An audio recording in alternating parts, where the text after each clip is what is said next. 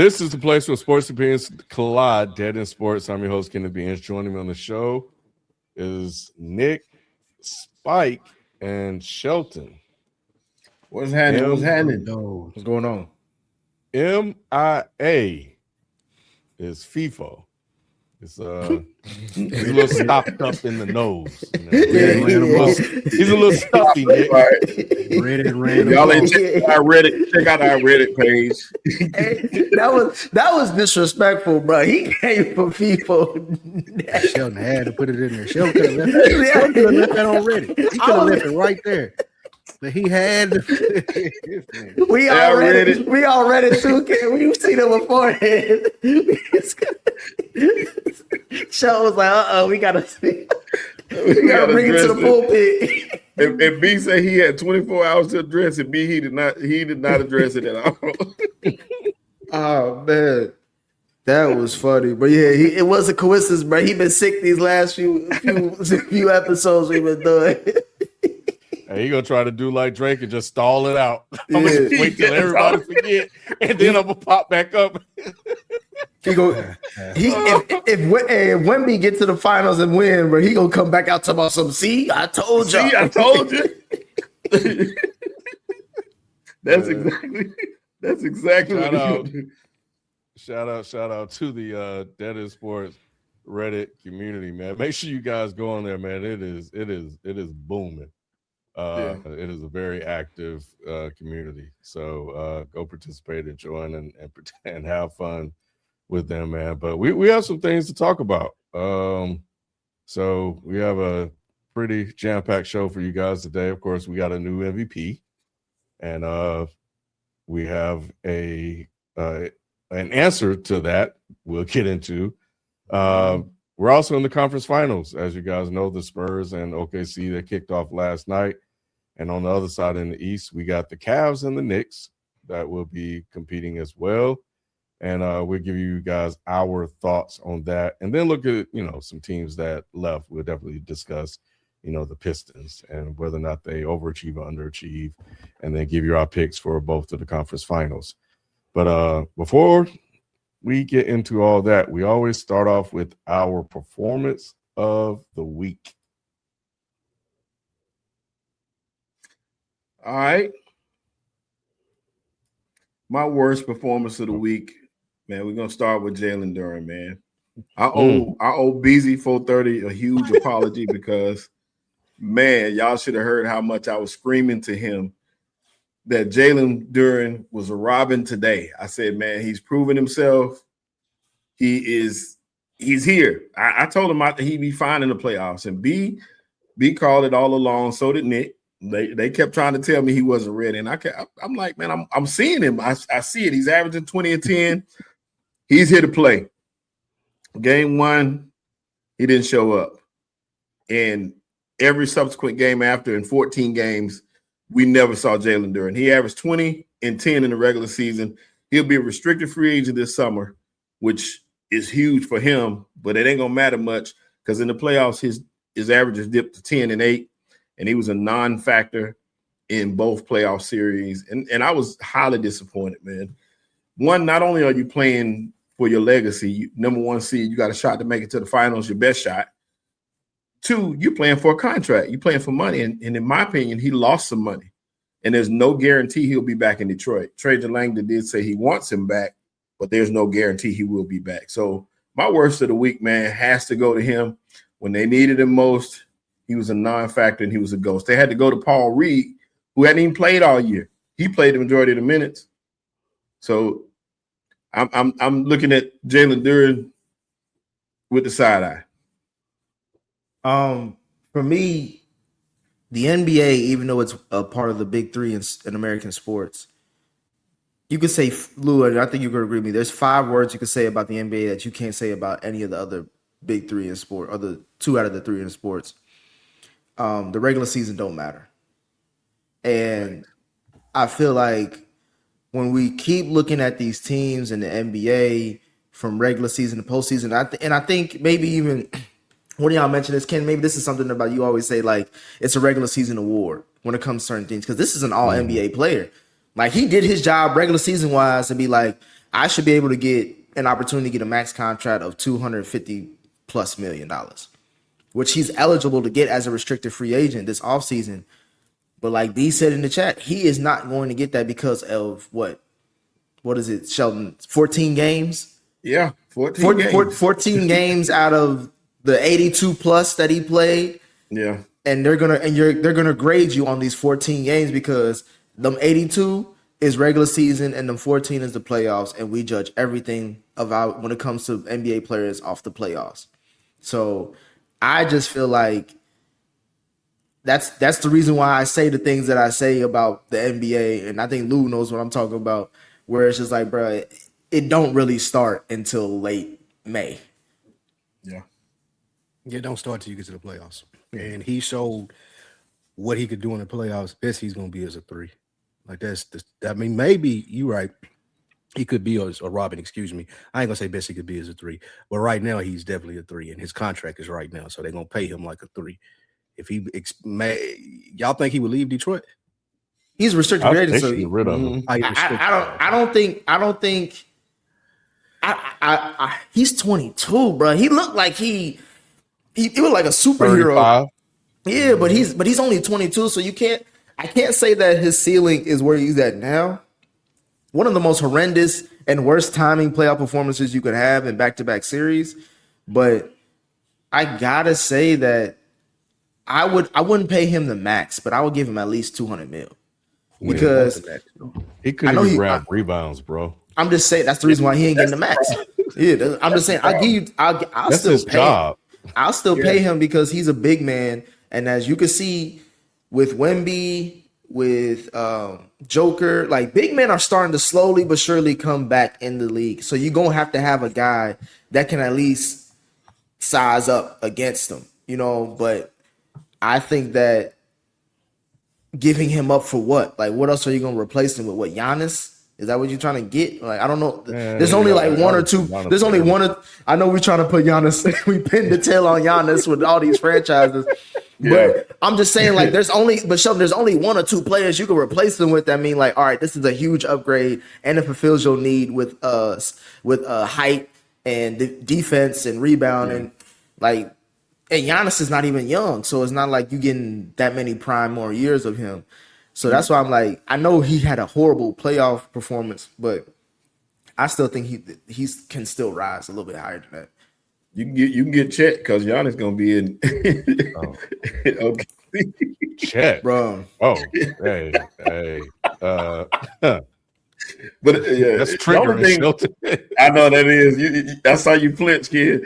Hey, the only thing about it is the offensive side of the ball, man. I know he has a power game, and his game is loosely at the rim, but he has to develop some type of post move, some type of interior presence where he can make moves without just flying to the rim. You got to add something to his game because you're right, Nick. The big man is coming back, but those big guys that you mentioned, they're all post/perimeter players. They really start outside in, and he doesn't have anything to do. I thought he had like a little mid-range, like a little Tim Duncan, not the same way or as efficient, but like I thought he was working on like a mid-range game. At least that's what he should be. And also like him and Asar, or they both need to go. Yeah, they both need to go to like a mid-range, like go to the Sean Livingston camp, mid-range. Hakeem camp. That's what they need to be. Nah, everybody always going. I think Hakeem getting tired of it. Like, quit sending me just niggas that's tall.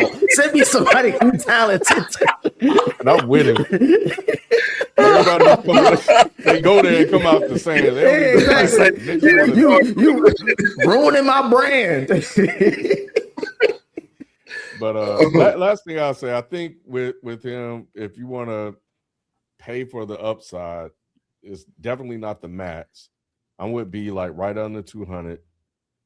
The thought I would have is he a replacement level player? Meaning that if you're just going to do 10-5 in the playoffs, can we go get 10-5 elsewhere if that's just what you're doing? It's only one season, Ken. It's only one season, bro.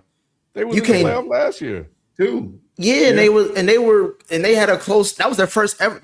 That was their first ever playoff series in a long time, and they won 14 games before that. They won 30 plus games from the year before.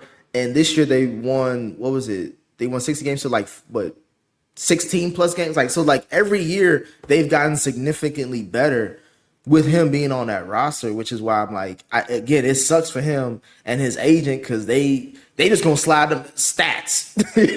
Whatever. Anytime he's trying to put that number of contract, he's gonna slide them stats.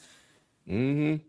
Yeah, his career is 10-9 on StatMuse. It's 10-9 in the playoffs, and it was worse this year than it was last year. That's what I'm saying. That's what I'm going off of. I'm going mostly off of like last year. He wasn't like this. It was so if he did this back-to-back year, Sheldon, I'm with you. Like trade his ass to get him up out of there. But it was like I just think he just wasn't. His head wasn't in the game this year.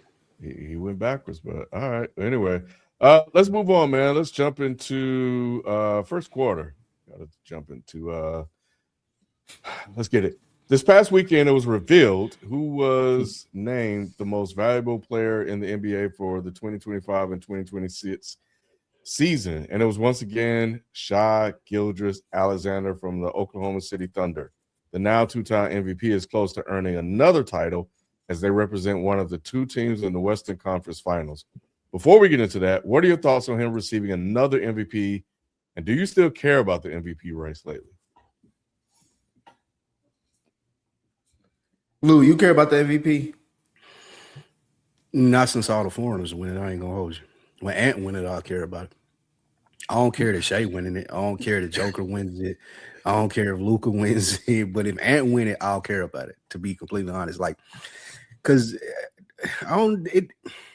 It's an American award. I ain't gonna say that. I ain't gonna say that, but I feel good rooting for Ant winning it. Like I don't care about. I don't like Shea. I don't like Joker. I don't like none of them people. If Cade win it, I love it. If Ant win it, I love it.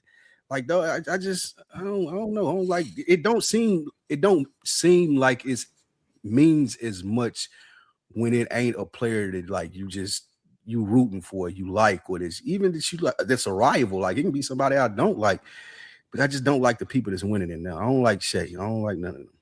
What if Wemby had won it, Lou? I like that. I like Wemby. I like Wemby. I ain't gonna so it's just the player that's winning it. Yeah, it's I the guess player what that's you're winning. saying. Yeah. It's just, apparently, Shelton, I was calling him after his first name after the R&B group. it's the Shai coming right back at you, baby. Shai. I heard that. I see what that's his name now. My bad, y'all. That's the only Shai I know. There's another one. Oh man. No, I was just curious, Lou, why you don't fuck with Shea as a persona. He's too smug, man. I don't know. I don't like. He just rubbed me the wrong way. Then he get all the calls. First of all, come on, man. Especially when we got Shai Butter as the title, nigga. Yeah, Shea Butter is nasty. I don't like nobody on that team. I don't like the Thunder. So maybe I'm saying it don't mean nothing just because of who won it. But no, I don't like SGA. And it ain't got nothing to do with him not talking. It just got to do with how he carry himself. He carry himself like real smug. Like I like Ant is down to earth. I feel like Cade is down to earth. And Brunson, I fuck with Brunson. If those players had won it, then yeah, but I don't like this dude. Lou said, "Go back to your country." That's what he's saying. He's saying it without saying it, Sheldon. Y'all saying that. I ain't saying that. He said Ed Brunson. Who else was an American on that list? And right wing Lou said close the border. He said close the border. I didn't say none of that. Y'all saying that. Lou said Jalen Duren could have won the MVP. He'd have been all right. Y'all saying that. Anybody. It's not even a black thing because Shea black. This nigga really said he really, bro. He could give a fuck. Bro. Said Tyler Hero could win. It's just it's because he's Canadian, Lou. That's what it is. Yeah, you know, they're kind of like that. You know, so but I think Don't do and that, kid. Shout out to Rob Costa and Drake. Don't do that. Rob, no, he would agree with me. The weekend, that nigga. He liked Shea. There it is. That's it is Shea, Drake, The Weeknd, Rob Costa. All of them give me the same vibe. All of them the All same. of them, like all of them kind of the same. That's funny as hell. But anyway, the interesting thing is I overheard some kids talking about Shai, and they don't really like him like that either. Like, you know, which is interesting. I don't know nobody man. that like Shai, to be honest with you.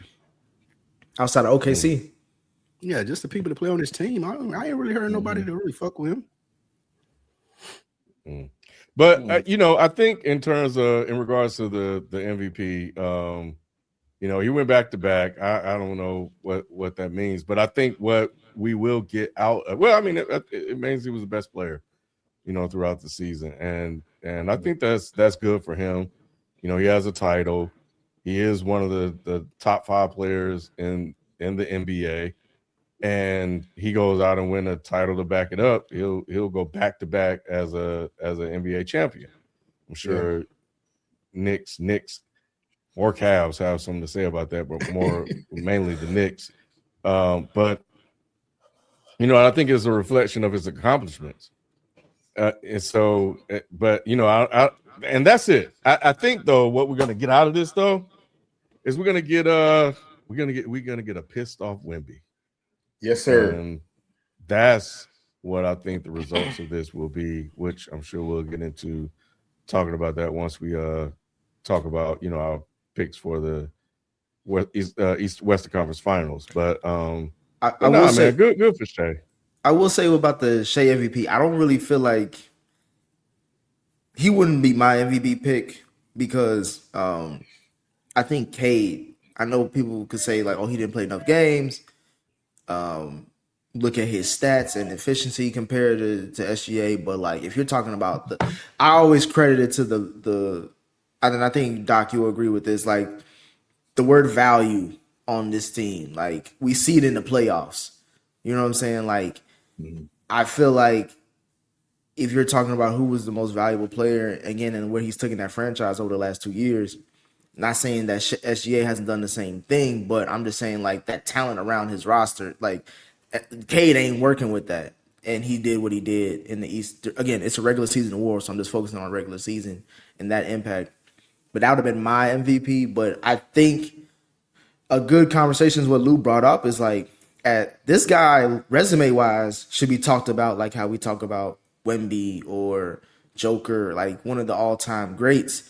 And no one really just has that conversation. It's kind of like we just look at Shai do what he do and like, yeah, that's just OKC. You know what I'm saying? And I think we just kind of move on. But, I mean, for a shooting guard, point guard, whatever he is, to get 2 MVPs and have a ring and look at his numbers and how efficient he is, you would think he'd be talked about as like a top 12, 15 player all time.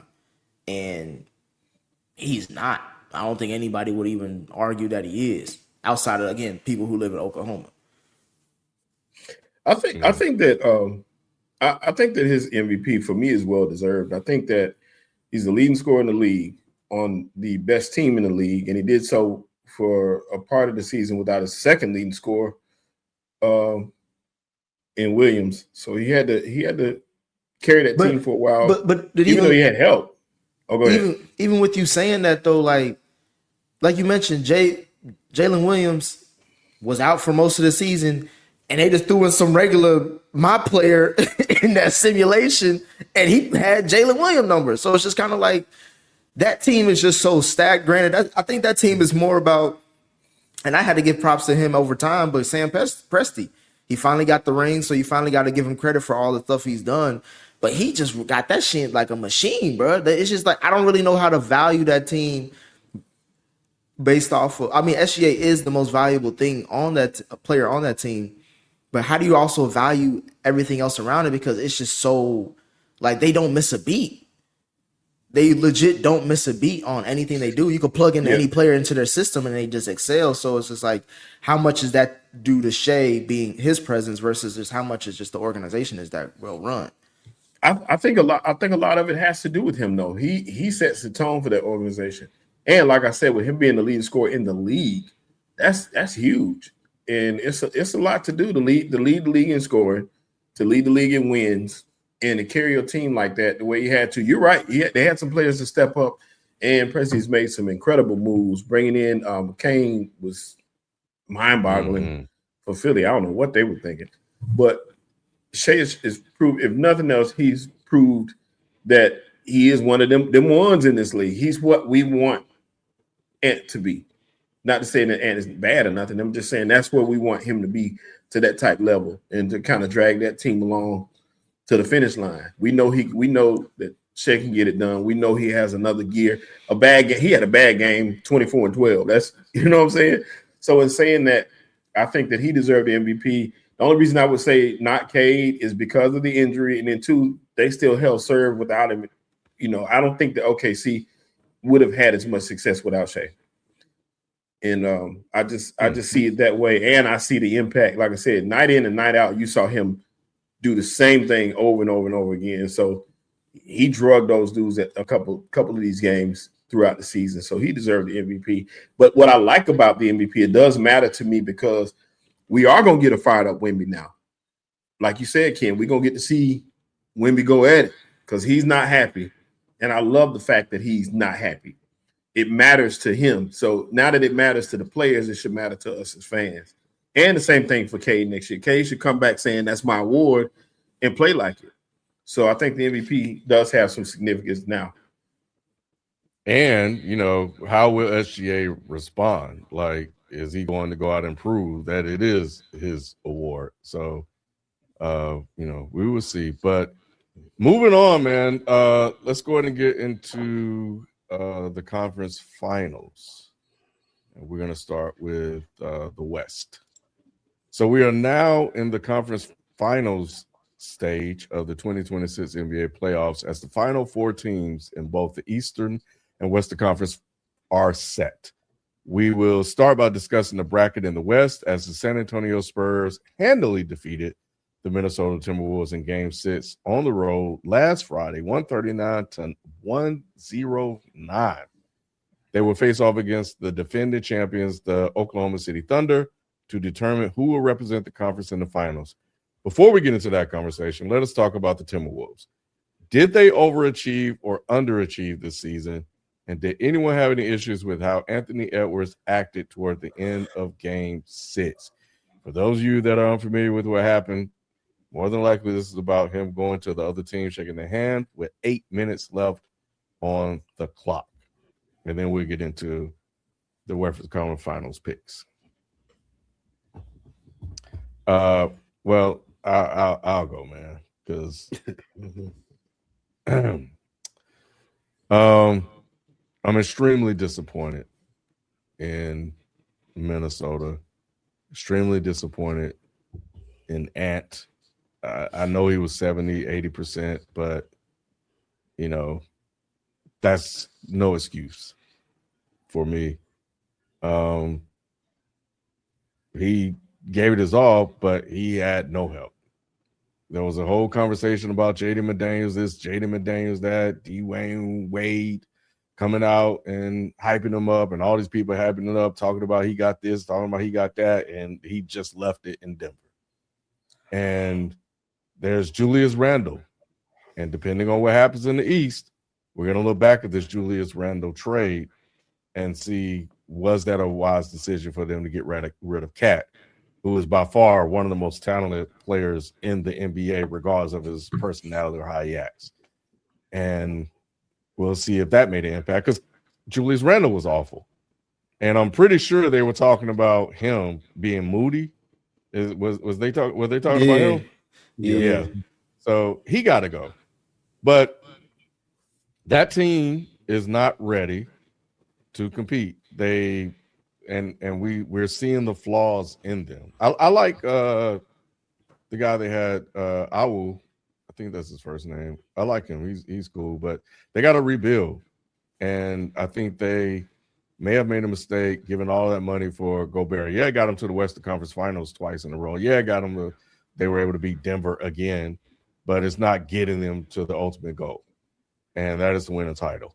And with the way the Spurs are built and with the way OKC is built, I don't know if you're building teams with just this one guy and everybody else around it. I think you're building out fully complete teams now that can contribute in multiple different ways to winning ball games.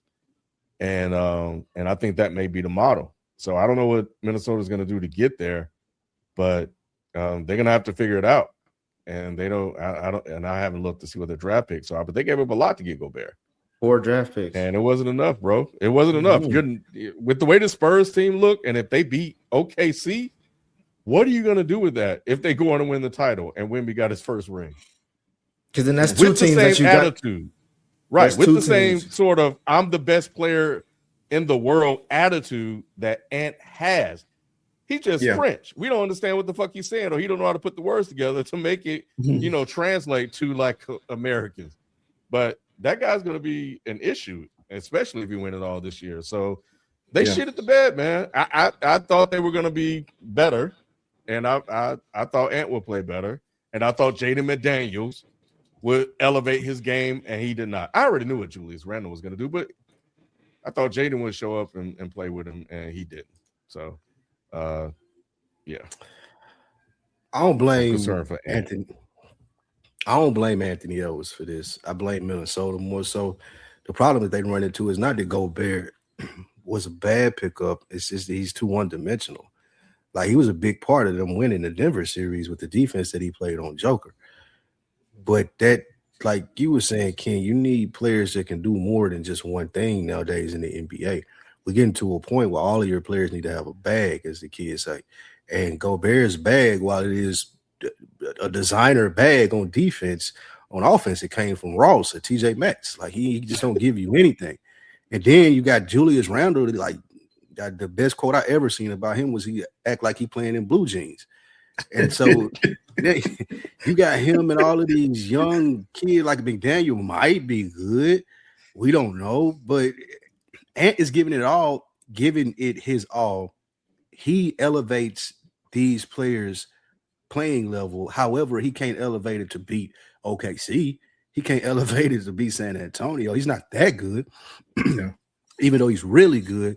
So my concern is Minnesota and how they're using or are going to use Ant's prime. They got to get better people around him. It's not his fault. Like, you can't blame him for this. Like, I feel like they overachieved the last 2 years. So I wouldn't even call this an underachievement. I just call this a lack of resources. They don't have the resources for him to beat those teams. Those teams are too high powered. They have too much depth for them to compete with. If I'm just going out here dolo as Anthony Edwards, even Mike had Scotty and Horace and he had a great cast of guys. Even though he was still Mike, he still had that cast of characters, and don't got a cast of characters that can get him to the next level. And they're going to keep hitting this wall until they get somebody there that's going to be his Robin. Yeah, and I agree. They traded away those picks, and I understand. I thought it was egregious to do that trade. Nick, everything going to be all right. I'm not worried about nothing, bro. Hey, y'all don't see Nick suffering. I'm looking at Jalen face because every time something happens, I look up and Jalen he get that goofy ass look. Go ahead with your point, bro. Hey man, listen, bro. I commend you, bro, for being a professional. Like I listen, you get real props right now because he ain't showing as much as he want to show. So I appreciate him being a real professional. I'm watching the game, y'all. You know what I'm saying? I'm just gathering my notes. You know what I'm saying? Nick is hurt right now. But yeah, I agree though, Lou. I think that losing those 4 first round picks, it's really tough to build a roster because it's tough to get talent around him that's going to be at the level that you need it to be for them to make that jump. In the West, like we talked about earlier, the West is just this Western Conference Finals, the 2 teams in it. I don't see how any of these teams can get past them. And you definitely can't do it with like a McDaniels who was once coming off the bench and is a top player. Nas Reed, who comes off the bench and is an energizer off the bench. You don't have enough in the starting lineup to do it.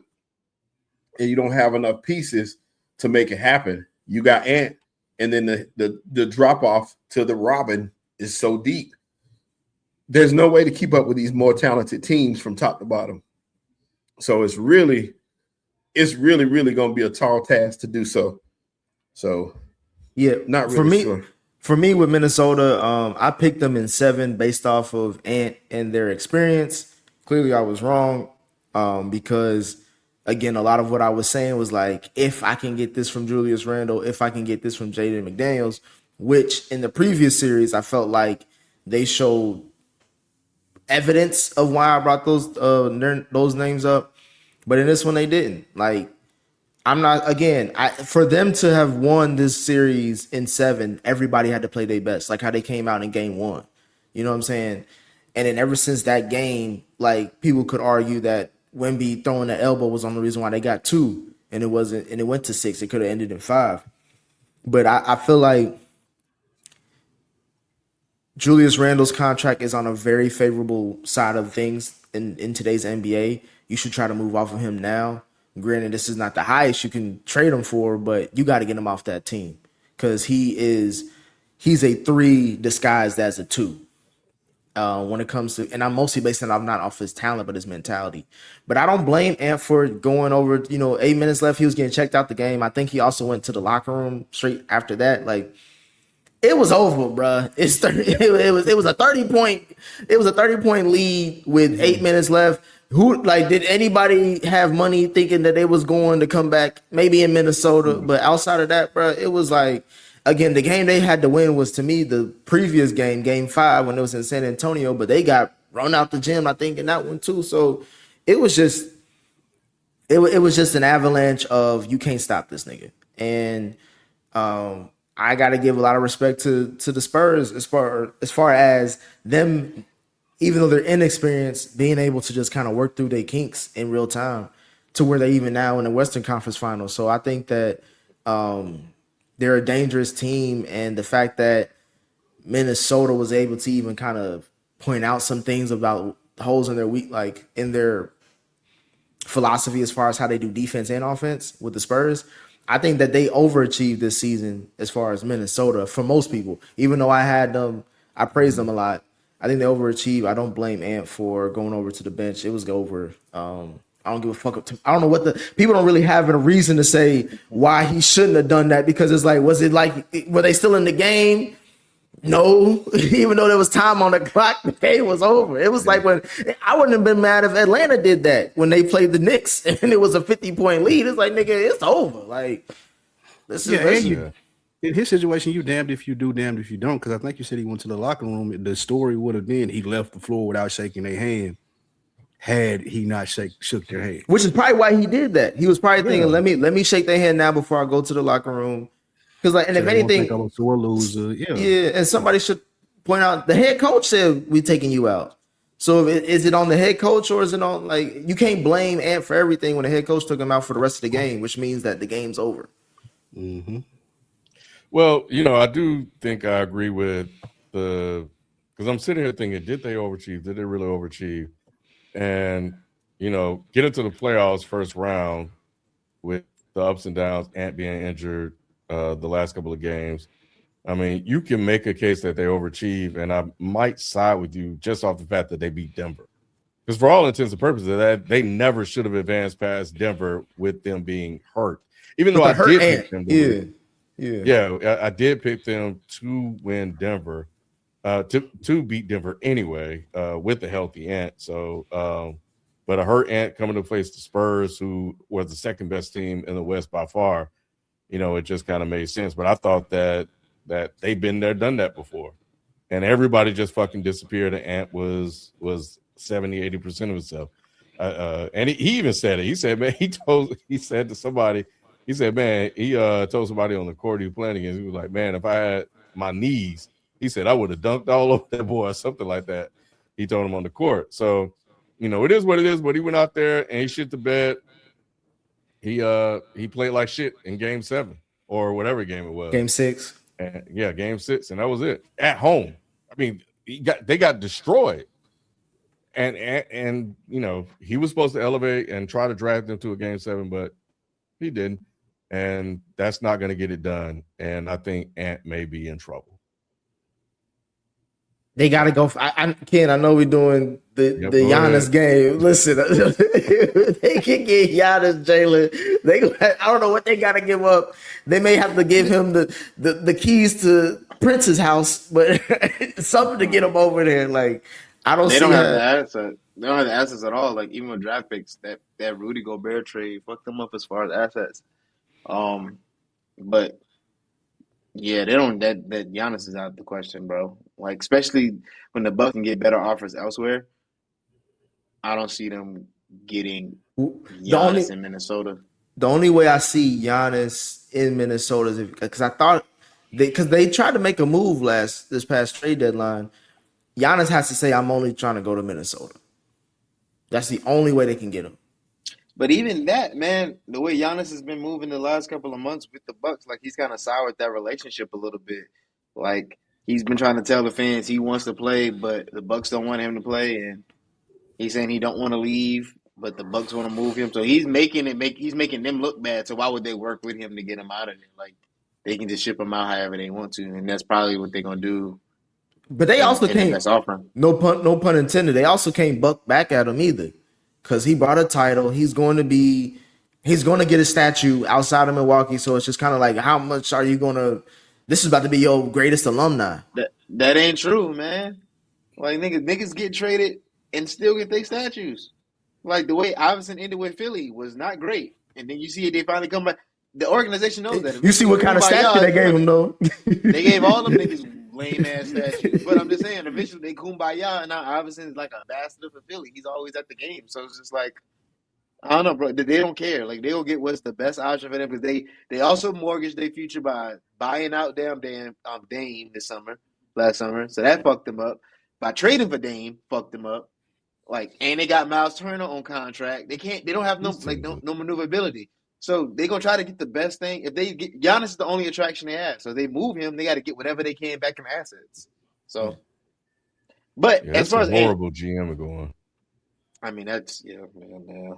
But as far as Ant Man, I just feel like they did overachieve. Like it's just that simple. They overachieve. Like I think the main thing is I'll speak for me. Overvaluing Denver was just something that was the reason they were there. Like Yoke did a lot to cover up a lot of that stink in Denver, but the Timberwolves exposed all that. And Aaron Gordon wasn't playing. Like there was a lot of things that just fell in their favor for them to get out that first round. They overachieved. Like they weren't supposed to be in the second round, bro. Like, and I think that game that they really won against San Antonio was just inexperienced by San Antonio. Because even last night, you can see the inexperience by San Antonio showing up over and over again. It took Wemby just to be like, "Fuck that," and win a game. So, with that being said, Ken, you can transition to the next question because that's basically what y'all about to talk about. Yep. So who do we have winning between OKC and the San Antonio Spurs? I gotta switch mine up, man. I got the Spurs in 6. Nah, bro. Ain't nobody trying to hear all that shit, bro. They're 5-1 on OKC this year.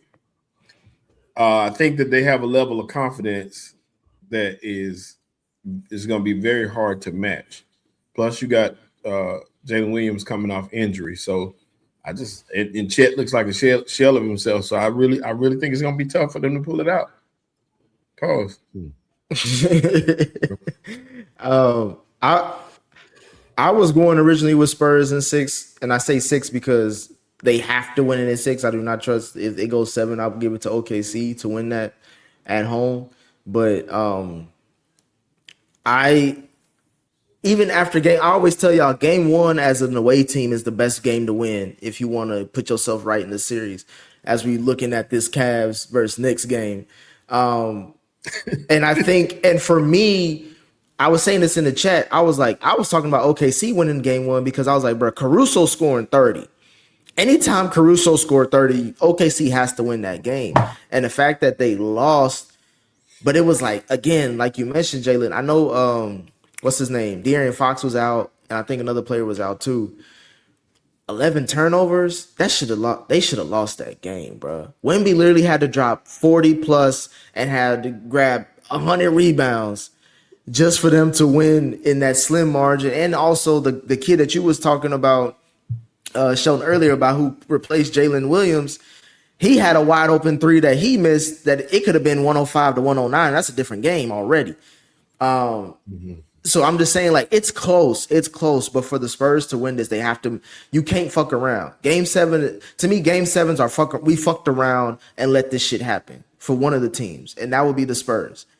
So if the Spurs, I got the Spurs in 6, but that's mostly going because if Wemby's not going to do it now, like, not saying that, I'm not saying if Wemby can't do it now, he ain't gonna ever do it. But I'm just saying, if you can do it now, then do it now. I think that's the mentality Wemby got. Like, I got the juice right now. No one's ever seen me like play like this. No one's seen me. We haven't seen anybody this dominant since Shaq, in my mind, with the numbers and what he did physically as a presence. So I think right now, with the way we're looking at this East, if the Spurs get to the finals, you can easily argue them winning the title. I'm going Spurs in 6. Them winning game 1 really helped. I'm rooting against OKC. I'll be very clear to say that. So that's why I'm going Spurs in 6. I want to see Wemby in Madison Square. I'm hoping to God the Cavs ain't the one to win this series. But I don't want to see San Antonio and Cleveland. But yeah, I think that last night, man, they were bad. We think that we need experience in it. We based off the past that you need experience in the NBA. Like, you got to go through these trials and tribulations to get to that team. We've seen Jordan do it. We see LeBron do it to some extent. Like, people don't think that you can just, turn it on after being bad. I think the Spurs might prove them differently. Like, we talking about the Wolves and how bad their GM has been. We can talk about the Spurs and how great their GM has been. If you got Castle, you got Wemby, and you got your what's the other dude name? Harper. Like, you got that young nucleus and you built this team around them. They ready to win now. They fearless. They don't care that OKC is the champion. Like, you can see when they go out there, they're expecting to win the game. They ain't trying not to lose the game. There's no fear there. So I think that they're going to be able to take it from OKC, and I got Spurs in 6.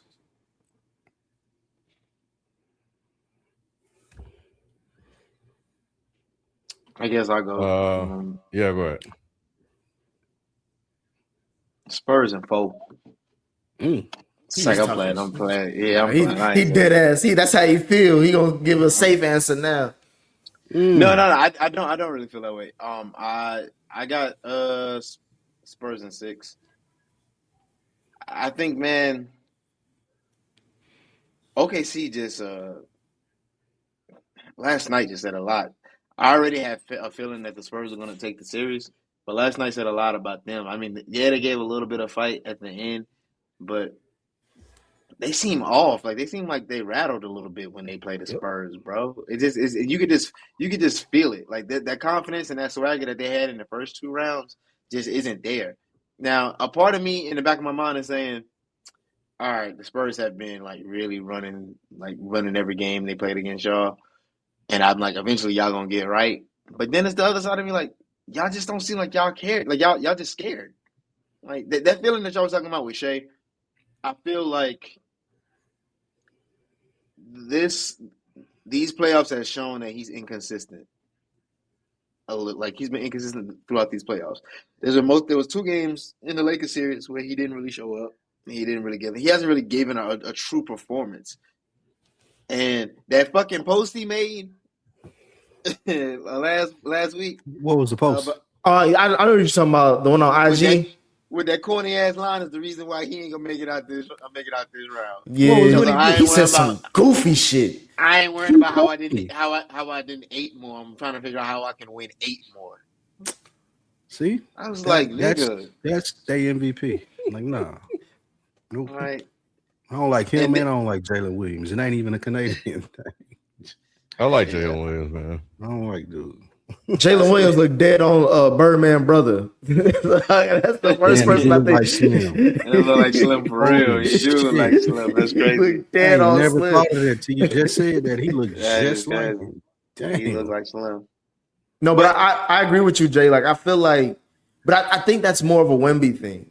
Like my criticism with the Spurs is always about everybody else but him. Like I know he's going to be all right, but can you trust the rest of that team? And then Champagne made a huge three in the corner. I think it was to make it like 109. I think to tie up the game, it was like 109 or some shit like that. Like as much as I was thinking like, and of course you have huge threes. Obviously Wemby had his, but again, Wemby isn't the person that you are concerned about when it comes to this team. It's everybody else. But they were able to go back tit for tat, back to back with all the stuff that OKC threw at them. Even with Caruso playing out of his mind to even set the tone for the game. Like I just feel like Shai can't get into his bag because every time he tries to go, his mid-range game is affected by Wemby. He can block you under the basket if you go down, if you in the midi range. So it's like and I see how everybody adjusts. Like anybody who was like a driver or scorer, like they drive and then they just slow down and just look around like the boogeyman there. So I feel like again, we haven't seen anybody this dominant since Shaq. The only thing with Wemby is that health wise, can he stay healthy? And two, does he have the gas in him? Because this is his first ever full playoff run, and these games, every one game feels like 2 to 3 NBA games. They went to double OT and they got to play tomorrow. You know what I'm saying? Like we're gonna see what that fatigue does to his body. I ain't too pressed about that. But I mean, they don't have to win game 2. That's the other thing. Like Yeah, they don't they're in a have good to, position. but I mean, shit. OKC has to win game 2. Like it's not on San Antonio to win game 2. Like OKC has to prove to themselves that they can actually beat the Spurs right now. That's in. I don't know, bro. If Fox plays tomorrow, I don't know, bro. But I'm saying like that's what I'm saying. They both came out of double OT, so both teams are tired. So I'm thinking if you like, granted, they already did what they supposed to do. They stole home court advantage. But if you can go up 2-0 and you going back home with home cooking for the next 2 games, it's like, bro, you only got to win one of them. You win one of them, like we can close out on OKC's turf. If you really hate them. I mean, Chet is looking terrible, and the Spurs got to feel like, bro, we put that game out without D Fox playing. Put out our ass. I mean, so the confidence is there for them. Like I just don't see OKC coming back from that. That's why I said I don't think this OKC will lay down and like they'll give a fight in one of these games, and maybe the next game, and maybe the Spurs win 3 straight after that. But yeah, How long Fox out for? I think he was a game time decision for the last game. He's been dealing with ankle issues though, I think. So it's just he should be back for game 2. So the fact that they got game 1 is like you fuck around could let him sit game 2 and let him just be like a little bit more healthier for game 3 at home. You know, they don't want to play with OKC like that. That whole team seemed like it just made up of dogs. Like Castle, which one? Spurs. Castle has that same sort of energy to him. I just saw the way he was interacting with Wemby.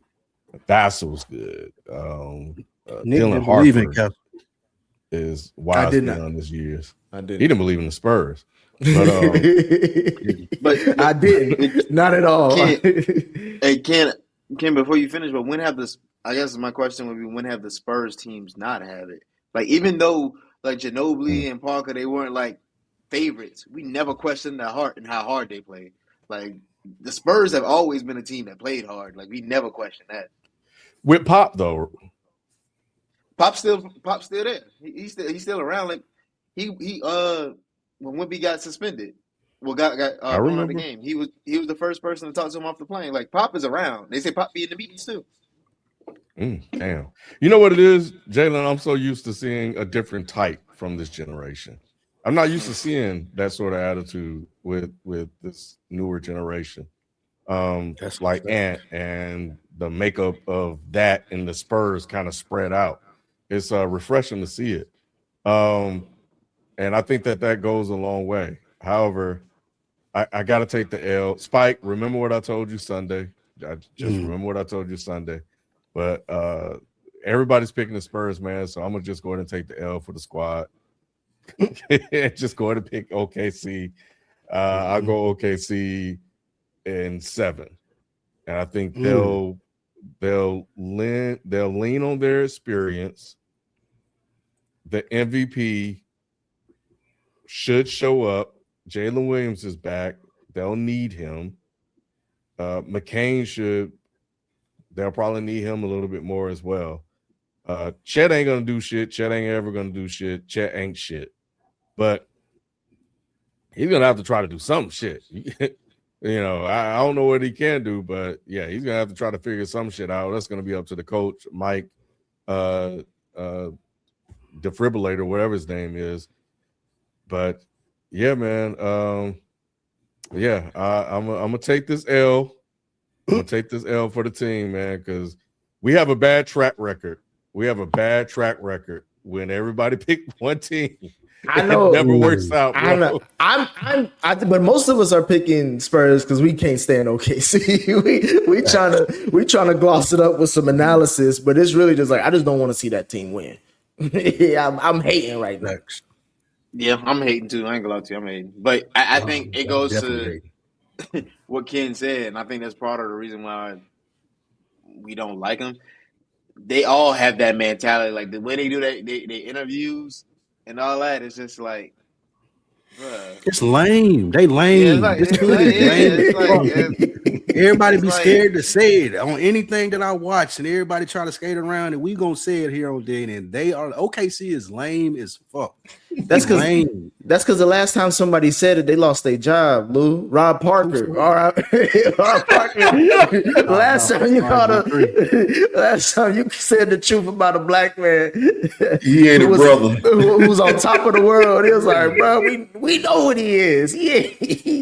He corny, and that's what niggas was like. Nah, you bringing personal shit into sports. It's like, but that's what being a sports fan is all about: making personal shit your life, your source of energy when it comes to how you compete. Yeah. But I even feel like OKC just it's not. It's the lameness is there, but I think the other part is like Shai. The interviews they had with Wemby when they asked him about MVP and the way Shai answered, those are it's just two different mentalities, which is crazy to say because it feels like Wemby has like a Kobe mentality and Shai low-key has like a Tim Duncan mentality, and I'm the person that picked Tim Duncan over Kobe. Yeah, I'm about to say that. He should be your favorite player then, nigga. But Shai games just isn't. It doesn't correlate because it just still feels like. As great as you are, you do shit that you don't have to do. I think that's the part that pisses me off with his game. But, but people say again, Harden has done that his career too. I don't like it. I don't like it with the flopping and shit. Like, but I'm just saying. But Luka, don't like it. I don't like none of that shit. But Luka has fans. I was gonna say because Harden doesn't really have fans either. Like you could ask, like, who's a James Harden fan? But Luka does have fans. When he was in Houston, he did. Yeah, he did. But he lost type of fans. There were different type of fans. I know, but I'm just saying. All right. Moving on. No, hold on. Sheldon didn't give his pick for the series. I did. Remember I said the Spurs in 6. My only thing though, like I said, that I ain't hating. It's just the fact that they've won. They 5-1 on them this year, and they have their number. That's really the biggest factor of it. Hey, boy, Sheldon ain't gonna go against that book, man. Like, hey, boy, that nigga ain't never going against that book, boy. God, hey, Lou, he treated us faithfully as that's the Bible to him, bro. He treated us faithfully as niggas did the Green Book back in the day. The book still say the Thunder though, Lou. Hey, all right, man. Moving on, man. Let's keep going. Moving on with our recap of the conference semifinals of the 2026 NBA playoffs. We will now focus on the Eastern Conference as the Cleveland Cavaliers also handily defeated the Detroit Pistons in Game 7 on the road this past Sunday, 125-94. Did the Pistons overachieve or underachieve this season? And what can they do this offseason to improve for next year? Pistons overachieved. We started out a little bit with this conversation. Pistons overachieved. They need to get somebody as far as scoring. I don't even know if they need a Robin or whatever. They just need somebody outside of Cade that can score on his own. And but getting your ass busted back-to-back seasons at home for the Pistons means that I'm expecting a lot coming into this third season. Because now we know they can win games. Now we know they have a potential MVP on their team. Now expectations are set in. So it's like if you're not a top 3 seed, if you're not getting to the conference finals next year, because now Cade is just like, I can only get to the second round. You know what I'm saying? And then you know how that second round curse can stick on somebody if you don't really start, achieving more after that. So we'll see. Shit, maybe Jaylen Brown. Detroit will get Jaylen Brown. That'll be nice. They're working on it, Nick. The way Jaylen Brown's talking, they gonna send him to Siberia. He's gonna be in Washington. Jaylen Brown a perfect fit for Detroit, to be honest with you. That would he is. They would love that. That would be a perfect fit. He is. And you And may if you not have swap- to give up much to get him. Give him I Durn was and a gonna few say, draft picks. Yeah. The Celtics could use Duran too. Like they would lose, I feel like initially in the trade because Brown's a better player right now. But if Duran and Tatum, I feel like they can play together and be pretty good. And Brown takes a lot of that pressure off Cade because Cade is a great player. His personality is kind of laid back, and he can let Brown, kind of do all that stuff. That would work great. It sure would. I think they overachieved. And I say that because the regular season, yeah, like you said, it matters. It matters. I get what y'all saying. It don't really matter, but it does matter. But the playoffs just slows everything down, and when they didn't have that second option or any like shooting really at all, and that's where Detroit fell flat. But they should have lost in the first round, especially without having that shooting. Their record was still great. And when you really watch the team against Cleveland, you're like, yeah, y'all really ain't supposed to be here if y'all can't execute on there were leads they had. They should not have lost game 5. Mm-hmm. That was That was it. Yeah. Game 5 was a series. Yeah, that was it. Game 5 was it. And but even then they still would have overachieved by being in the Eastern Conference Finals. So yeah, I definitely feel like they overachieved. Like, matter of fact, the proof is in Jaylen Brown. Obviously, he doesn't show up in the playoffs. But that's the reason why I'm saying, Jalen, like the regular season, no matter it's a bar because it hits. You know what I'm saying? With the NBA, like we don't really evaluate niggas until the playoffs. Like you can't really take anything that happened in the regular season with true value until you see it in the playoffs. Jalen Duren is a all NBA player. He's supposed to be. He was supposed to get paid heavily. If he did the same shit he did in the regular season, in the playoff, doc, we probably talking about the Pistons winning the East, not even just going to the Eastern Conference Finals, but winning the East. That shit went out the window as soon as Game 1 hit in Orlando. Well, yeah, it went out the window because their flaws were exposed. So I'm in agreement. They did overachieve in regards to being the number 1 seed in the East. They probably should have fell down a notch, especially when Kay got hurt. And that was the one that when they kept winning games, it fooled everybody.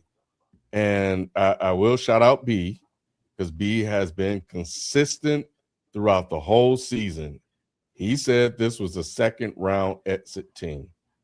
So he loved and appreciated the accomplishment because he's from the city. He's going to always root for his team. And if they got to the Eastern Conference Finals, he would have been happy. And they went all the way and won, he would have been happy. But he saw the ceiling for this team, and it was in the second round. And I hated watching this team play because it was just K. K was just at the ball hog, and it was just where are you going to go to get offense? Who's your second option? The whole thing that's been with them all season long. And then you get to the playoffs and everything matters more.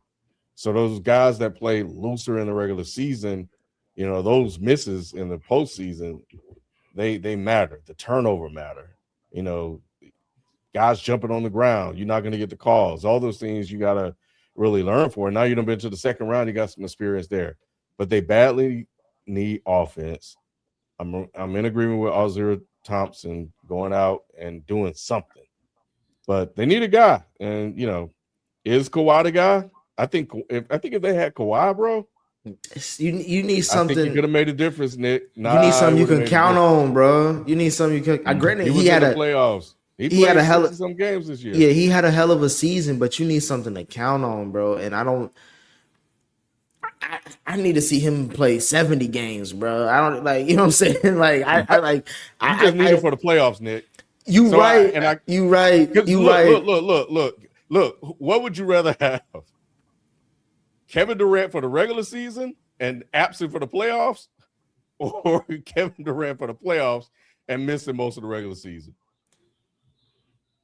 I'm not saying you wrong. I get what you're saying. All I'm saying is when it comes to Kawhi, I wouldn't mortgage or I wouldn't trade assets to get him when it's like I don't even know if this nigga can play 60 plus games like he did the season before. Like, even though if again Kawhi healthy in Detroit is a dangerous. You keep everybody but, you know, and add him and maybe subtract some of that shooting that you had, like Duncan Robinson and Herter or whatever. All you got to give up is that. And Tobias Harris, get his goofy ass out of there.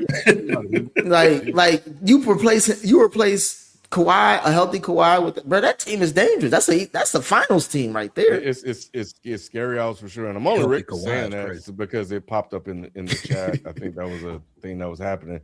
So I'm with everybody with health concerns. But I think when you think about Kawhi on that team or Tyler Hero that's been rumored or discussed on that team, that's the one. It makes a difference. They become just a little bit different because you have secondary offense you can rely on. And that shows where they need to improve for the offseason. I don't think they underachieved. I just think the East was weak. Like, you got a Jaylen Brown-led team making second in the East, and we thought this was going to be a down year for Boston. New York was up and down all season. They didn't really perform like they needed to until they got to the playoffs in the second round. So it was, I won't say easy, but it was beneficial for the Pistons to play. They've been playing all season. Cade a beast. Cade had an MVP season, like if we're being for real. So when you have an MVP season and you're playing in a weak conference, you expect to be, you know, close to high end of the conference. It just so happened that everybody else was pretty much sorry. So the game changes, as Jalen said earlier, when you get to the playoffs. It's slower. People can game plan more. And even though Cade, in all his glory, is good as he is, he can't do it alone, just like Ant can't. And his two shrunk in all of the playoffs. They were lucky to make it this far. But I don't think that's an overachieving thing. I think that's a still figuring out the roster thing. That's a Cade getting some experience thing. Like, with as good as Cade played, they played into that one seed, and it wasn't an overachievement. It was like we the best team in the regular season. But as Nick been saying all episode, playoffs is a different ball game. It's almost damn near a different sport. Like, versus playing a team one night versus playing them 7 games in 10 days. So they did what they were supposed to do this season. B watches a lot of basketball. He's been calling it all year, just like Ken said, in the sense of this team is not a finals team. I don't care nothing about the one seed. So they went out where they were supposed to go out. They lost to a team that was better than them. Donovan Mitchell was better than Cade in this series. The others were better. Evan Mobley and Allen and all of those guys, even though James Harden did exactly what we expected him to do in a game 7. It still didn't hinder the Cavs because they have a better basketball team than the Pistons. It just so happened the Pistons had the best basketball player leading up to this series, but he wasn't the best player in this series. I'm not worried about the Pistons at all. I think that their front office has done a great job getting them back to this point after being bad for so long. Cade Cunningham is an absolute monster. Once they figure out that number 2, they're going to be a formidable foe in the East for a while, for as long as Cade is in his prime. Because I think Cade is one of the, after Ant, he probably my second favorite player in the NBA. And he definitely put himself in the conversation to be in the top 10 in the league, if not top 5 right now. So I look forward to him getting somebody he can depend on and not being out there with bums and having to do everything. So yeah, the Pistons are going to be all right. They didn't overachieve. They got right to where they were supposed to be. You just don't get your to get smacked like that, bro. In At game home, 7, bro. Having game 7 Yeah. experience. I know the Cavs had game 7 It all experience. finally too, came but- to roost though. Like all the money finally ran out. The Man, you bill at here now. home, bro. But You went on the road and won. The Cavs Hey, were sorry look, on they the had to road. come down from 24 points to even get to this point. Like we thought they was dead in the That was water a Orlando. while ago. We thought they was dead in the water though. That series, really, if we're talking about them having the legitimate You playing tools with that house they money, needed, Lou. You at that home. You should've playing with been house close. money. But No, Ken, you can it's say not. Ken, you can say the same thing about Minnesota and Ant. The exact same thing happened. They lost by 30 on their home floor. I know. I said it. You can't. Yeah, he did lose say like that. Yeah. No, my thing is though, Shelton. Detroit went up 2-0 at home.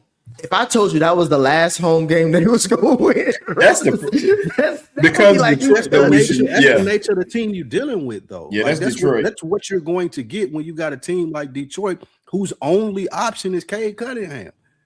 Like ain't none of them. The rest of like Amir Thompson is good. He's really good at what he does. He like a new age Dennis Rodman or some shit, but he can't shoot the ball. And Cade needs some help on the other end. He needs help. He probably even more so than Ant do. Like they don't even got the Pistons don't even got a Julius Randle, and that ain't saying shit. They don't even got that. Yeah. Tobias is a negative factor. Man, Tobias Harris and J. Cole and China. Hey, Tobias. Hey, what if J. Cole's really Tobias Harris? Like he just That's a double Yeah. Hey, Tobias Harris and Kirk Cousins in the same Hall of Fame. Yes, they got the same agent. They got the same agent. They in the same. They in the Bank Hall of Fame. Tobias Harris and Kirk Cousins. I think he made over $200 million in his career. Tobias Harris might be at $300 million. Yeah. All right, man. Let's Tobias. get these picks in. A nigga named Tobias. Yes, they Hey. look like J. Cole. They look like Cole. Go ahead, Ken. Prepare the question. I'm gonna go first, and then I'm gonna log up. This is the main reason I came on camera anyway. All right. Who do y'all have? Who do y'all have winning the Eastern Conference Finals, and in how many games? Your bitch ass. Go ahead. Say what you hear. Go ahead. Get the fuck out of here, nigga. Man, you funny, Jalen. And see, this is why even when you love your homies, it get crazy because you know. Just I say got your love for shit, you, my bro. boy. I ain't trying to hear none of this, bro. I came on here to give you love. You know what I'm saying? Goodness gracious, Like Nick. I came to needing tell you love. that I was wrong about the Knicks. You know what I'm saying? I didn't think they were gonna make it to the finals, but now I believe they will, even with them losing this game. So all that shit, get it out your chest, nigga. Take all that shit. I'm not used to praise on this show, Whatever, nigga. All that shit. I don't believe in this Cavs team, bro. I just don't. Even with them winning right now, I just think the Knicks just thought it was gonna be a cakewalk like we thought it was gonna be, and they've been rolling, and so they thought really it's gonna be nothing. I got the Knicks winning in 6. It could go 7, but I don't see that happening. So yeah, Knicks to the finals. As much as I'm gonna hate to see it, I got the Knicks making it to the NBA finals. Hey, man. Yeah, for what it's worth, Doc, I agree with you. I don't know what they're going for other than to watch this Western Conference team play because that's going to be a massacre. But yeah, I'm James Harden is one of the worst basketball players. Don't say that. Don't say that. You're going too far. Gracious. You're going too far. You're going too James far. Harden is single-handedly killing the Cleveland Cavaliers tonight. So, I mean, they were dominating in this game. They were up 21, and now it's a 5-point game because James Harden is out there looking lost like he does. So, I don't have any faith in him, even though I have less faith in Cat. I think Brun is the best player on the court, and I think that's going to be the difference. I really do. You got Knicks in 6? Yeah, Knicks in 6. Hey, but I hope everybody go Knicks. Everybody go Knicks. I hope everybody. See, this is why I can't. This is why whenever you say shit, bro, I'm just like it's Pandora's box, nigga. Like, Nick, you win either way. You had 6 teams in this final, so you right. I never feel bad for Nick teams when they lose because you got 3 or 4 of them. Like, I Yeah, never feel bad. right. I am not a Cavs fan. I just root for Coco Jones and Coco Jones Associates. You're a Cavs and a Giants fan. You got on the Cavs t-shirt right now. Cincinnati niggas not even supposed to like Cleveland. I don't. I don't. Told you. I like Coco Jones and Coco Jones Associates. Nigga. All right. I got the Knicks in 7. I've been on the Knicks bandwagon since the playoffs started. And it's kind of a bias for me in the sense of if they can do it, the Cowboys can do it. So if they can make it, don't do that. Don't. All right, kid. Listen, we gotta wrap this up. If they jinxing my team. If the Knicks can go to the finals and they ain't never done that since I've been alive, I know my Cowboys can get. They done it since you were alive, nigga. It was in '99. You was outside. You said you was outside, nigga. Yeah. Yes, pretty well now. And Allen Houston, I do remember that team. Marcus Cannon. But yeah, if the Knicks can make it to the finals, they needed a short season, Spike. They needed a short season. It was a short season. Was a damn strike season. Stop it. Get out of here. So yeah, I got the Knicks in 7. They ain't never done it in a real NBA season since I've been alive. And again, if they do it, the Cowboys can do it. So there's always hope. It should be a pretty interesting series. I'm not with, I think the consensus after that OKC Spurs game that this Knicks Cavs series won't be fun. I think both teams know how to score, and that should make for some fun, interesting basketball. And I think there's a lot on the line. First, I also want to say Nick was also right in calling the Eastern Conference Finals. He said Cavs and Knicks will make it to the Eastern Conference Finals. And I think he either said it on here or I know he's definitely said it in the chat, but he said it. And that's where we are. And that's what we have. That's like Sheldon picking the Eagles, though. I'm going to give people their credit where it's due. I got you, but, I got to give them their props. Hey man, even the ugly prostitutes get niggas to pick them up. You know what this disrespectful, bro. I swear.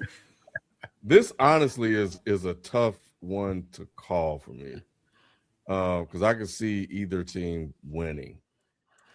So does it come down to the superstars on the team? Donnie Mitchell versus Brunson. That should be fun. You can X out Harden because he may show up for one game, but we know what happens when shit gets spooky for him. Evan Mobley can score, so Evan versus Cat. Jared Allen, out there. I don't know. I've been thinking about it since Detroit lost. I really honestly don't know. But I think I'm fuck, man. This is tough. You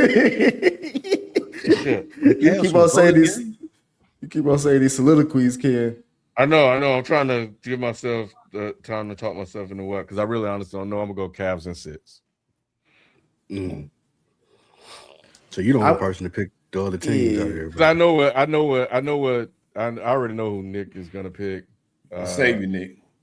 Nah, I'm gonna say that Knicks in 7. I think this Cavs team is more dangerous than what people think, and I don't think I think with all the rest that the Knicks got, that's why I was surprised by how shitty they were, like shooting wise, percentage wise. Of course, they weren't going to be as historic they were on that 7-game run, but they came out real flat. And even now, like again, I don't know if they even win this game, but the fact that they made it close gives me hope for moving forward. But I got Knicks in 7. I think Donnie Mitch he's on a mission right now, bro. And he's from the greater New York, Connecticut area. So this is like a home game. James Harden usually plays well on Madison Square Garden, but he's shitballed these last couple games. Donovan Mitchell from New York?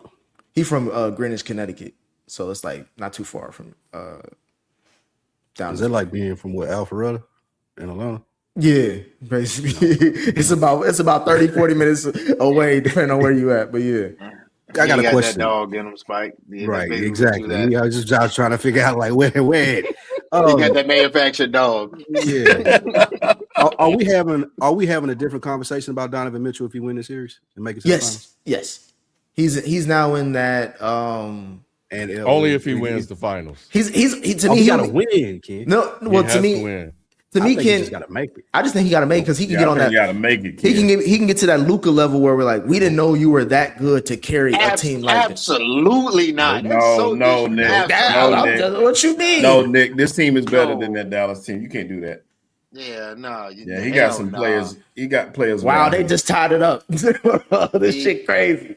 If Donovan Mitchell they make it to the finals, he just. What does it mean? Actually, Where you at? Man? Where you at? You can't dismiss He'll it. be D-Book. He'll be D-Book. That's all he'll be, nigga. Oh, nah. He be Almost D-Book. close this That's goddamn shut That's down. it. He just D-Book, bro. That's it. Fuck outta here, bro. At most, Fuck outta here. At most, he above D. Lillard. He above Dame Dollar. At most. Damn. Dame ain't even make it to a finals. He didn't have to. He did. He's better than D-Book. I mean D. Mitchell. Both of them. Damn. Dame only went to one Western Conference Finals, right? Dame never had a team, and he's still. I just asked the question. Yes. Okay, all right. So then get the fuck up out of here talking about some. Because you don't even give D-Book the credit for going to the finals. How you gonna do it for D? You're right. I don't because he had Chris Paul. Chris Paul carried him there. I'm saying as their most. Okay. He did because have they been anywhere close since Chris Paul left? Well, it's a different team. I'm just saying Donovan Mitchell as the leader, as the best player on Cleveland for the last 3 seasons has Cleveland Cavaliers have changed their whole trajectory since he's got on that team. D-Book had to drag. Well, I'm DeAndre changing Ayton my with pick then. God damn it, Knicks in 6. They just trying to go to overtime because that game went overtime last night. Yeah, they was. Somebody you sit here and talk crazy and think that D-Mitch just getting to the finals and losing is He's on Luka worth level. more than Booker getting to the finals and losing. You're crazy. I didn't say it was. I didn't say. at all. I didn't say it was worth more. I'm saying because I credit Chris Paul getting that team to the finals. So y'all credit D-Book, which is why you're viewing what I'm saying as crazy, and I'm like, nigga, no, it's not in my mind. All I'm saying is that Donovan Mitchell has proven to take his team consistently to the playoffs when he is the number one. D-Book has not proven that. He's been in Phoenix for a long time, and he hasn't consistently taken that team to the playoffs. They should at least be an AFC. I'm saying, First of all, this Cavs did they make it last year? I think That's because Kevin Durant was on the team. roster construction is. How you not make the playoffs with Kevin Durant if you're the best player? Yeah, I'm sorry, Ken. Go ahead. My bad. Well, I was just saying. Not even getting into the makeup of the teams, but if he get there and lose, bro, it's the same. As D-Book? Yeah, it's the same. So shit. let me ask you this: Then why is Luka? Would you consider him better than Jaylen Brown if he makes it to the Who? finals? No, D-Mitch. No. Damn. No. That's what I'm saying. What are y'all saying about him? Like making it to the finals ain't shit when no one expects you that's to. what you're saying. No, I'm saying That's like what you said. I'm saying the only way y'all saying it's either D-Book or not. That's disrespectful. That's what I'm trying to you're say. the one that said that getting to the finals don't mean and losing don't mean anything. No, I said the it. same energy. I said he'll be on the same level as Luka because Luka got to the finals and they lost. Now that's So he Nick. on the same end. Nick, He on the That's same so end. what shit to me either. So what did the finals do for Jimmy Butler? Jimmy Butler. Put him in the Hall of Fame. What are you talking about? Oh Lord, He in the Hall of Famer, Jay. You got him better than He went to two than NBA. Booker He went right to now? two. He went to 2 NBA Nick. finals. Huh? Basketball him Hall of better Fame than don't mean Booker? shit. Who? Right. You got him better than Booker right now, D-Mitch. Yes. He's in the Eastern Conference Finals, nigga. What you mean? I ain't got him Nick, better? well, first of all, he need to worry about what the hell going on tonight because that's the best player on the team. He let these motherfuckers blow. What Just let them come right back. I wasn't. Yeah, Listen. I'm not watching the game, but he blew a 21-point lead. You saw Harden what Harden was doing. Listen, that was on Harden. Matter of fact- You know what I'm saying? Matter of fact, Jimmy Get the Bucket's ball been in from 2 him. finals. Yeah, that's why I said he went to 2. That's why I said he in the Hall of Fame. He lost both of them, but Basketball Hall of Fame don't mean shit. hold We on. done Stop established saying this, Hall of bro. Fame. don't do that. Don't do that. No, it's the Hall Oh, of you Fame. came on here and talk shit about McGrady forever, nigga, and he in the Is Hall of McGrady Fame. in the Hall of Stop Fame? it. Yes, nigga. Hold on, Sheldon, can you please look that up? If Tracy McGrady in the Hall of Fame, I would never say the Hall of Fame ever again. I'll tell you that right now. The thing is, hey, they turn around and lose this game. Shit, the Cavs may not win a game. You might say Dixon foe. Pretty much. This was a game too still. Tracy McGrady is in the Hall of Fame. I would. Hey, Jalen, you're right. I will never bring up the Hall of Fame ever again. 7-time All-Star, 7-time All-NBA, and won back-to-back scoring titles during his prime, Nick. Oh, I didn't even think about that. Sheldon, can you read off what was his average, his points per game average, his career? We don't got time. 19, 5, and 4. Oh my God, that's a Hall of Fame to you. That happened, Nick. Don't even play with that. Sheldon, that's a Hall of Fame to you, bro. You know how numbers work. I know the difference between small numbers and big numbers. I don't remember him being put in the Hall of Fame. I thought he was in the Hall of Fame, man. You know how averages work. Listen, Vince Carter gonna be in the Hall of Fame, and his average is low now too because he played so many years. You know how this shit works. Don't do that. No, I'm saying, but Vince Carter's career, you could say Vince Carter had a good career. Like he had a Hall of Fame worthy career. I can say that about Vince Carter. You cannot say that about Tracy McGrady. Nobody with a straight face can say that. Mario Elliott in the Hall of Fame. It's a lot of niggas in the Hall of Fame. Hey, Jalen, you were right. I'm giving you a due. In the Hall of Fame. I would never bring up the NBA Hall of Fame again. Ever That's again. what I'm saying. Yeah, saying people are Hall of Fame ain't saying a lot for the basketball Hall of Fame, bro. Like, unfortunately, we know who the top is, and it's a lot of niggas who in the Hall of Fame. You're like, why is this nigga in here? So they just got to make the numbers work every year. That's it. Facts. Anyway, all right, let's jump into some super chats. Members chats too. Shout out to Snapshot 9002. Green Beans 9388. I think Clarissa was right in slapping the fire out of Alicia in their profession. Threatening to beat your ass right now comes with consequences. Y'all know she's gonna pay for it, Green Beans, because Alicia who's gonna pay for it? Clarissa, because Alicia Baumgartner is pressing charges. Oh, no, I ain't talking about fighting. No, I'm talking about because she pressing charges. Oh, that's weak. She was talking shit. Did y'all see it? Y'all know what we're talking about? You can't I have no idea. This sounds like some WNBA shit. Nah, Clarissa Shields, the boxer, Ken. You know who that is. And Alicia Baumgartner. Ain't she in the WWF? I mean WWE or something? No, but they're both boxers. Oh, okay. Yeah, they ran into each other outside of some event, and they were talking shit, and Clarissa Shields slapped her. Man, they have just let the Knicks just. why you hating, son? This is awful basketball, man. This is awful. What is James Harden doing? No, what is D. Mitch doing? Yeah, James Harden. Yeah, you're right. You're right. He the best player on the team, right, Shelton? Absolutely. He is, kid. Absolutely. Shit happens. Hall of Famer D. Mitch. Hey, kid, sometimes when you run into destiny, you can't. There's no explanation for it. The Knicks is just they built to win it all. That's what I'm trying to tell you. I'm just not understanding why they're running through James Harden and not seeing him. Jalen. I would not be a fan of the Knicks if I didn't believe in the Knicks. Meaning that I have to believe that they're going all the way. How are you a fan of a team? If the Saints was in the NFC Conference Championship game, you gonna be humble me like I'm just happy to be here. You be like, nah, nigga, we gonna win. No, I just be like, I hope they win, but I can also be like, I don't know. I just be realistic. You ain't being realistic as shit. Nah, you gonna be like. I've been there before, like, bruh, like, I don't think we got the best matchup, but I still hope we win. I'm not understanding why D. Mitch is not touching the basketball. Everything is running through James Harden right now. He didn't even come. I'm talking about, and I'm not saying him running out. He's not touching the ball. Everything's James Harden right now. And it ain't making sense.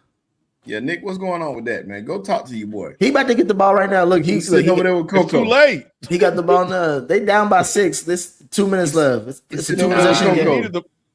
And he just gave it up when he gave it up and he had a mismatch.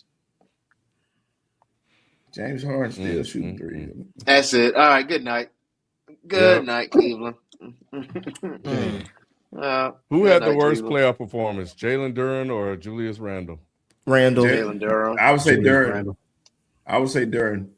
I say Julius Randle. I say- Randle. yeah, I expect I- more than him, bro. Like you've been a number 2. You supposed to be a number 2, and you come here and you let Ant down, bro. Get this nigga out of Minnesota, man. Send him to Siberia. Send him to Siberia. Mm. Get him out of here. Durham, because y'all were expected to win, and you had a bunch of money on the line. Like we didn't expect the Timberwolves to win, and we already know Randall would fold. So, yeah, like I'm going Durham. It's easy to say Duren though because of the money shit, but but it was shocking though. That's the reason why we were all surprised by Duren. We were more so disappointed with Randall. It's like, bruh, like Ant ain't asking for much, and he coming off of 2 bad knees. Like, what the fuck what are you doing? Mm-hmm. Like, you ain't even looking like you giving effort, and then you be It's Duren bitching. Go ahead. Yeah, it's Duren for me because I didn't even know anything about the money until it was almost over. So he was bad before then. Yeah. If Chet and Duren are Team USA bids for the Olympics, are they in trouble? Hell yeah. Yeah, Yes, sir. because France with Wemby is gonna fuck around. We gonna the United States gonna lose like they're not gonna win gold moving forward for real.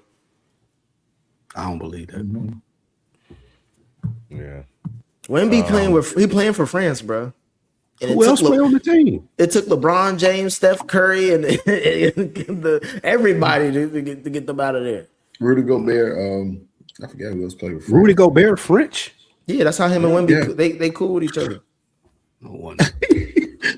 Kid for RMLA, the most underrated trait Wemby has is his mindset. In today's game where everyone is friendly, he's trying to murk you. Gives me early 2000 vibes. You could tell he spent some time with some of those players. I seen it earlier. He was with Hakeem. He was with Kevin Garnett. He seems like one of those type players. You know what's crazy about Wemby, though, is we talk about his height. He's 7'5", biggest dude on the court. And the craziest part about him is his game is outside in. The biggest shot he hit was 28 feet. It's the craziest thing ever for a person that size to be able to be that dominant. I think his game is inside out. Like the whole reason why he worked with Hakeem is to try to get that inside out game. But he works downhill though, Nick. He always starts high. The best part of his game is not his shooting from 3-point. That's just what makes him dangerous, but that's not the best part of his game. Him in the paint is unstoppable. Because no matter what, because if he's in the kitty free throw, he has 100% percentage from the field. But if you notice how he gets the ball in the paint is he's going downhill. He's not ever like you don't see him posting up too often. Player. He's not post up player traditionally, but he's always looking to be the post. Because like when Caruso was guarding, he was like, "Nigga, give me the ball on the block." But Caruso, because he's skinny, Caruso pushing his ass out to the arc. Yeah, when that nigga get his man body, he gonna be different. He need to talk to Giannis. Like he need to talk to Giannis, whoever got you nutrition and all that. I think it just take time, bro. He's still young. What, he like 21? Yeah, he still got to grow into. Yeah, that ain't not. Yeah. But he needs to let that grow into like in a healthy way, because the way he's built. All right. And his kid from LA. Okay. How the hell am I been giving me all. I've been trying to let it slide. He been giving me all like a month straight. I had to get. I be careful, son. I be trying That to was that was a violation right there. That nigga was crazy. Kid from LA. Ant and K desperately need a number 2 scorer. Who do y'all think both teams should make a move for it? Giannis. Giannis going everywhere. No, I feel like Tyler Hero could be good on either one of them teams. Hell nah. Tyler Hero's just Dante DiVincenzo with steroids. Give me Giannis, nigga. Giannis or that's the obvious answer. Yes, of course. Anybody would take Giannis, but I'm saying a sleeper would be if the Clippers traded Kawhi to Minnesota. That's not a sleeper. It's Kawhi Leonard. He's an MVP. The sleeper is he healthy? Tyler Hero is the sleeper. That's the sleeper. Nah, I don't think right now. What about this? What if Laurie Marketing? for either one of those B teams. don't to want be D good. book. And marketing wouldn't do shit. He wouldn't help. Shit, that white boy bad, Ken. I don't know about that. He can play and produce and put up numbers, but he won't help. Here's one guy that no one ever mentions in a trade, but for what he does, it would be very intriguing. Why not Zion? You were talking about Giannis and being Hey, yeah, he do some intriguing shit. Nick. Kawhi It ain't on being the basketball court. It ain't the level of intrigue that comes with Zion. You can't just send that nigga anywhere, bro. Like you can't just send him anywhere. Minnesota, he can't get the trophy. He can't do what he doing in Minnesota. It might be worse in Minnesota for him. Yeah, It might be worse in Minnesota for him. And I know, hey, he won't make it to the season in Detroit. It's gonna be a wrap. Oh, in Detroit, hey, it's gonna be BMF. It's gonna get rough in Detroit. It's gonna be rough for Zion in Detroit, dog. Yeah. Last one, kid from LA. One for Doc and Shelton. Wings will regret drafting Paige girlfriend instead of Olivia Miles, Shia Hooper. Also, Aces getting Kennedy is unfair. I agree to both. Shelton don't know shit I about watch WNBA. I do, man. Kid from LA must be new here. Yeah, I know more. Kid from LA. No, I can answer for Doc. Doc has been. I can answer for Doc. Doc has been screaming all season long about Azzy Fudd not being the answer, and the Wings drafting her over Olivia Miles, and y'all talked about Olivia Miles this past week. She has always been that, and you're right. She should have been there. But they had to satisfy Paige, I think, and get a put the wives together or whatever. And getting Kennedy is extremely unfair. What reason did you say she was out of the league for, Doc? Her name is Kennedy, by the way. I always call her Kennedy. It don't matter. You know what? That's not my fault. They need to stop with this shit, Jay. I'm over it. Yeah. Like Kennedy is. I wasn't even talking to you. It was talking about me. But yeah, No, Ken I'm just still upset. calling Kennedy. Ken upset at the fact that the name is spelled that way. Period. That's what he is. I am. Oh It shit! is me too. No, wait, that's Kennedy. Yeah. Get the fuck out of here, bro. I'm with Ken now. She Kennedy to me. That's clearly an H. Like, what the fuck are we talking about? Hey, the H is It's silent. it's like Yeah. chasm. Yes, Like Yeah. But yeah, I mean, Olivia couldn't go number one anyway because she wouldn't have fit in Dallas because you got Paige and Enrique, so that wouldn't have made sense either. But still picking Fudd was the bad choice. Like that was it just didn't make any sense. Like she is, that was not the pick. she had a bad first game, right? We had like 4 points, some shit like that. I saw her talking about. Yeah, like first game she didn't do much, and she was hurt the second game. Yeah. What is it? And Like, is it she just don't fit in a system? It's the braids. It's like I don't know, bro. I honestly I couldn't tell you what it. I can't even. I was gonna say what? I can't even tell you what it is, man. Like she's just a shooter, which should work in a way.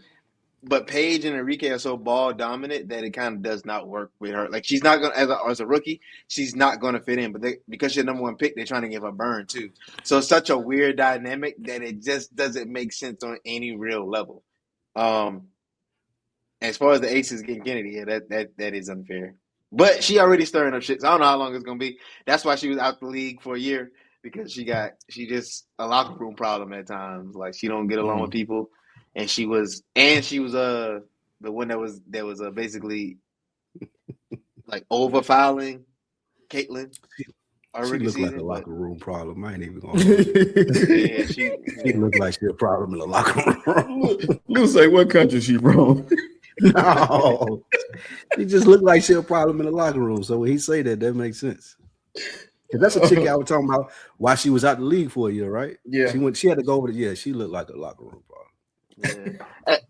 And KT Money, you talking about Enrique won't be there long term, but they just gave her a max deal. So I mean, and it did make sense. They shouldn't have did it. I would have just built with Paige and let Enrique walk. But the Wings are like the sky. They don't know what they're doing. Jalen, my take on Reese in Atlanta, it ain't aging well. Yeah and no, because she still ain't doing what she need to do. Like it's some bunnies she been missing, and it's like, bro, what are we doing here? Like, yeah, she's been cool, but she could have been better. She can be better than what she's doing right now. I If saw your her. prediction, Nick, if your prediction was ever gonna come true, it's gonna be here in Atlanta. Oh, it's definitely gonna happen in Atlanta. For sure. That's where it's gonna happen. There, she's gonna be like, man, fuck this basketball shit. I She can make her appreciate a kid from LA. Appreciate you, kid, man. Yeah, Appreciate you, brother. Yeah, for real. Consider it, bro. Thank you for all your super chats tonight. That's crazy. The Knicks won this game. That's nuts. So that's either good or bad. They Nick. playing Cleveland. It was 14-3 in overtime. That's disgusting. Yeah, and they were up 21 in the third quarter. So that's just early though. They outscored them 21 in the third is not. Yeah, they outscored them 32-18 in the fourth and 14-3 in the OT. Man, they can't do anything. Not really, from what I've seen. Brunson went off. Brunson went nuclear. Yeah, he just. Yeah, I saw Brunson go crazy and was making every shot down the stretch. That my lead went thing from is, Cat had 13, and 5. that ain't shit. He also had But 7. they gotta make 7 Brunson, turnovers. They gotta make Brunson play defense. yeah. They tried to. Yeah, but they gotta make him find a way to make him play defense. Did D-Mitch score in the fourth quarter in overtime? Because I don't think so. I didn't see him scoring They overtime. just had 3 points. Dang, that's crazy. That's crazy, Ken. That's crazy. That's crazy, dog. Yeah,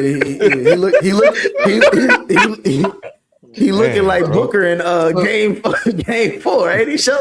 Yes. James Harden had 15 points. So James Harden had an ugly 15 too. Dang, and what we learned tonight is 3 that, assists, 6 turnovers, 5 and they for kept 16 shooting. and this coach sitting there smiling, looking stupid. I don't even know his name, but he was Kenny Atkinson. Kenny Atkinson been looking stupid this whole night. Just standing That's there a weird smiling. looking dude, bro. He That's got a that weird looking cocaine grin. He got that cocaine grin. Boy, he probably went and saw his homies on Wall Street before the game started. Gotta be. He just smiling the whole time. I'm like, how you smiling? Are you not watching this?